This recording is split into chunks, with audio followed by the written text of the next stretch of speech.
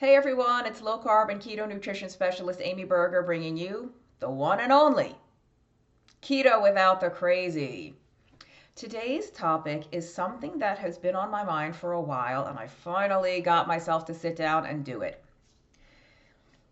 As many of you know very well from following various outlets of keto social media, from time to time, almost every week it seems like these days, some press release, some article, some story comes out about how dangerous and how terrible and how harmful keto diets are, right? They're going to shorten your lifespan. They're going to destroy your gut microbiome. They're bad for your kidneys. They're bad for the heart. They're bad for the brain. They're just bad. I am here to tell you that is fear-mongering, hyperbolic, inaccurate nonsense. If you're watching this from the UK, it's rubbish. It's trash. It's interesting to me, or more like infuriating or mind-boggling, that not only do these stories come out, but they get more and more and more traction. And frankly, they get more traction from people in the keto field, because you all and some of the professionals all are saying, have you seen this story? Oh my God, what do you think of this? What do you think of that? And every time you share it, that's what they want.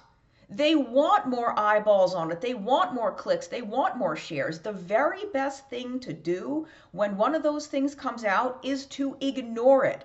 Do not give it any air. Do not give it any oxygen. A fire spreads when it gets air. The way to kill a fire is to cut off its oxygen supply. Same thing with this drivel, trash, rubbish, nonsense, garbage that comes out about how terrible keto diets are for you. And the reason this boggles my mind and upsets me so much is because if you understand human physiology and you understand biochemistry and all that good stuff, and you actually read the research, not how the research is reported in press releases, not how the research is reported in the most vile, heinous, clickbait, nonsensical headlines, the actual research that goes on,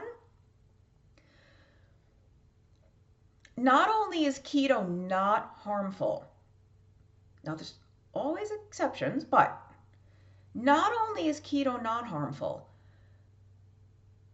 I'm telling you what I see. What I see is more and more research, published research, and more human beings sharing their stories, more and more doctors sharing stories of their patients and their own clinical practices completely transformed because of how helpful and healing and health promoting ketogenic diets are. I don't see body bags left and right because of ketogenic diets. What I see are people losing hundreds of pounds. I see people reversing type 2 diabetes, no longer needing insulin for type 2 diabetes, no longer needing metformin, no longer needing a huge slew of drugs. I see people being free of heartburn, migraines, hypertension, gout, PCOS, non-alcoholic fatty liver. I see people telling me their skin tags are disappearing. That skin tags are a big sign of insulin resistance, in case you didn't know. I've written some articles about that. In fact, maybe I'll link to one in the notes just in case. So I see keto diets freeing people from feeling like slaves to food, from being hungry all day, from having sugar cravings all day, from feeling like they better have a granola bar in their purse, because what if they get a hypoglycemia attack and they get irritable and they want to kill somebody, they better have something in their purse. I see people being free from these things. I see really, really promising research suggesting that keto can at least help multiple sclerosis, Alzheimer's disease, and Parkinson's disease. things where there are almost no other effective treatments. There's more and more research coming out that keto, at least for some people, not everybody, please hear me, not everybody, but for some people, keto can be extremely helpful for bipolar disorder, for major depressive disorder, for anxiety, for schizophrenia. I do not see mountains of body bags piling up because somebody stopped eating bread and potatoes and ice cream and candy. Instead, I see people thriving. I see people liberating themselves from long lists of health issues that had plagued them for decades.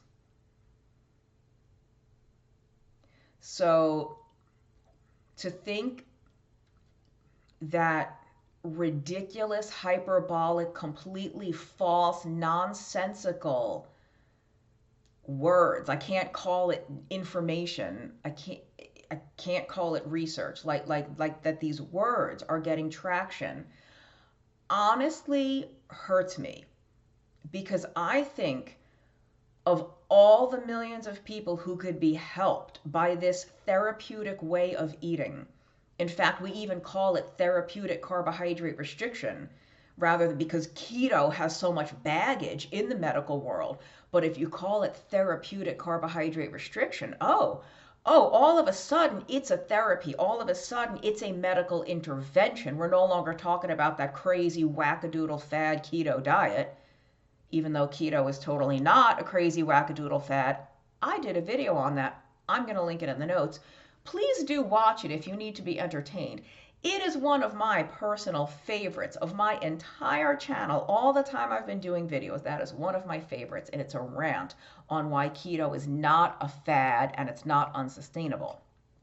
My point is, there are potentially millions of people who are going to be scared out of trying something, trying a way of eating, not some crazy pill, not some kind of injection, not some crazy thing that has all kinds of insane side effects. They are going to be scared out of trying a way of eating, trying to change the food they put in their mouth. They're going to be scared out of this when it could potentially change or save their life.